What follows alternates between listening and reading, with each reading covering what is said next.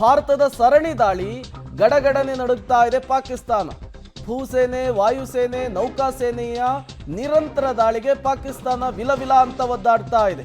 ಪಾಕ್ ನೆಲದಲ್ಲಿಯೇ ದಾಳಿ, ಪಾಕ್ ಚಿಂದಿ ಚಿತ್ರಾನ್ನ ಹೋಗಿದೆ. ಪಾಕ್ನ ಫೈಟರ್ ಜೆಟ್ಟುಗಳ ಅಂತ್ಯವನ್ನ ಕಾಣಿಸಿದೆ ಭಾರತೀಯ ಸೇನೆ. INS ವಿಕ್ರಾಂತ್ ದಾಳಿಗೆ ಕರಾಚಿಯ ಬಂದರು ಕೂಡ ಉಡೀಸಾಗಿ ಹೋಗಿದೆ.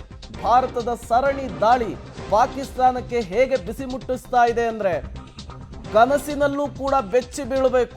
ಆ ನಿಟ್ಟಿನಲ್ಲಿ ಒಂದು ಕಡೆ ಪ್ರಧಾನಿ ದೇಶದಿಂದ ಪಲಾಯನ, ಸೇನಾ ಮುಖ್ಯಸ್ಥ ಕಳೆದ 15 ದಿನಗಳಿಂದ ಕಾಣಿಸ್ತಾ ಇಲ್ಲ. ಇದರ ನಡುವೆ ಪಾಕಿಸ್ತಾನದಿಂದ ನಿರಂತರವಾಗಿ ಮಿಸೈಲ್ಸ್ ಮತ್ತು ಡ್ರೋನ್ಗಳ ದಾಳಿ ಆಗ್ತಾ ಇದೆ. ಇದರ ನಡುವೆ ಮೂರು ಕಡೆಗಳಿಂದ ಭಾರತ ಪಾಕಿಸ್ತಾನದ ಮೇಲೆ ಅಟ್ಯಾಕ್ ಅನ್ನು ಮಾಡ್ತಾ ಇರುವಂಥದ್ದು. INS ವಿಕ್ರಾಂತ್ ಅನ್ನು ಕೂಡ ಈಗ ಫೀಲ್ಡಿಗಿಳಿಸಿದೆ ಭಾರತ ಅನ್ನೋದು ಗೊತ್ತಾಗ್ತಾ ಇದೆ. ತೇಲುವ ಏರ್ಬೇಸ್ ಮೂಲಕ ಪಾಕಿಸ್ತಾನದ ಆರ್ಥಿಕ ರಾಜಧಾನಿ 95% ವ್ಯಾಪಾರ ವ್ಯವಹಾರ ವಹಿವಾಟುಗಳಾಗುವಂತಹದ್ದು ಕರಾಚಿಯಲ್ಲಿಯೇ.